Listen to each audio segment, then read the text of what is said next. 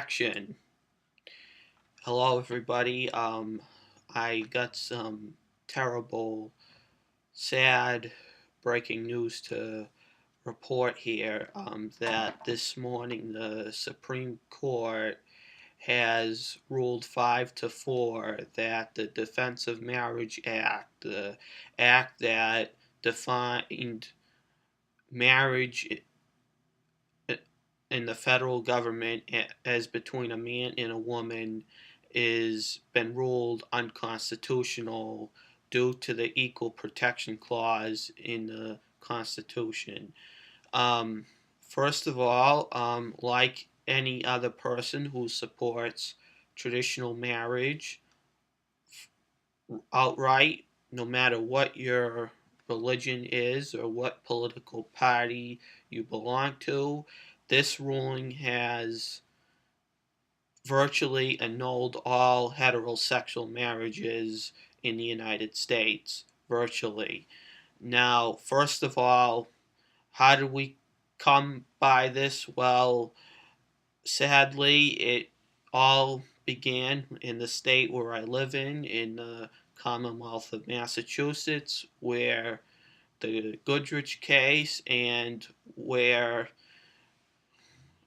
at the time Governor Romney violated Massachusetts law by illegally issuing marriage licenses and firing justices of the peace who would refuse to perform gay marriages. He did that illegally, and unofficial, and even though every license is now gives out marriage, how should I put this? Every municipal clerk in Massachusetts gives out a gender-neutral marriage license, which I call the Romney marriage license. Actually, Mass Resistance, that organization that doesn't like all this leftist agenda, they named it that, and I just put it on my blog. If you read my blog, I put it on a sidebar as a separate link, separate page, because that has got a lot of views. I give instructions how to fill it out, but either way, first of all, that is, he did it illegally because at the state level in Massachusetts, court opinions do not take the full effect of law unless the legislature bounds it to do so, and the legislature never took up the actions to even alter the state constitution or the statutes for that matter. So technically, on the books, gay marriage is still has been illegal, but Governor Romney at the time just issued the marriage licenses illegally without a mandate from the state legislature, and that's just the way the law works in Massachusetts. But in at the federal level, whatever the United States Supreme Court says is the law of the land, and unfortunately, all it seems like, based on this opinion, that all heterosexual marriages, traditional biblical marriages between a man and a woman, regardless of religious tradition or regardless if they were performed civilly, are utterly null and void according to this opinion because of the Equal Protection Act. Now, we've got this far, and it has gained momentum by the homosexual mafia because, mostly, unfortunately to say, because Novus Ordo Catholics are the largest elected group that elected Obama twice into the White House. And obviously, in 2011, the Attorney General, Eric Holder, got a mandate from the administration not to defend this act, and plus the administration testified not to defend the act, and now here it is. And and that's that, and that's that. So in terms of Social Security, Medicare, and other federal benefits, there is no such thing as marriage between a man and a woman. It is,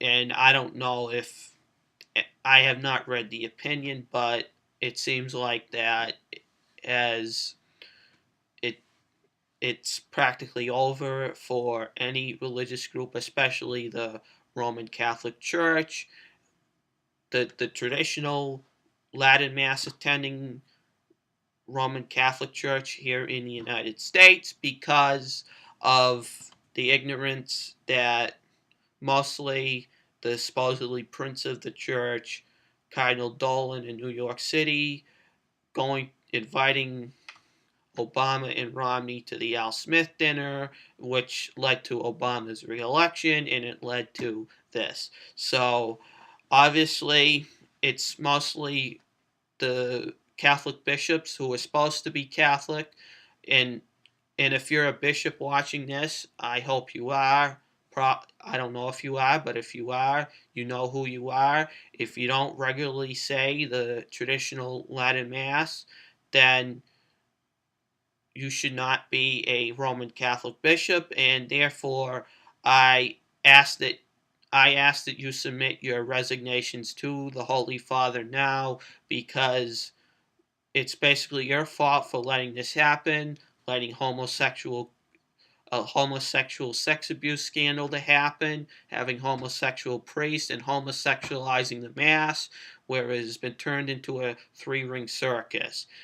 Now, this is not good, and obviously, traditionalist Catholics have been persecuted again by the United States government because of this Supreme Court ruling, and unless something radically is done by Congress, which is probably not going to happen because Congress doesn't know how to behave anymore, then we are in big shit trouble, and excuse my language, and that's that.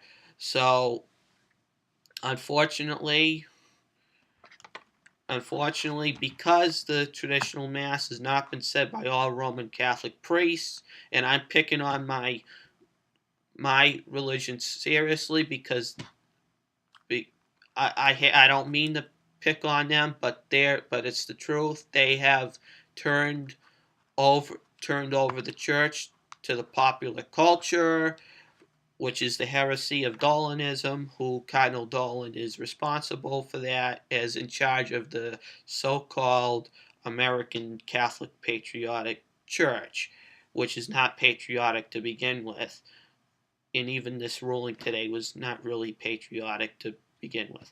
So I am asking that any bishop who is not going to say the traditional Latin Mass on a regular basis to submit, especially in the United States, but anywhere in the world. If you're in the United States, if you are a United States bishop who has a United States Roman Catholic bishop who is supposedly in communion with the Holy See, who does not say the traditional Latin Mass and sacraments, who has not mandated that all their priests, all their diocesan priests, say the traditional Mass, and make sure it is in every parish.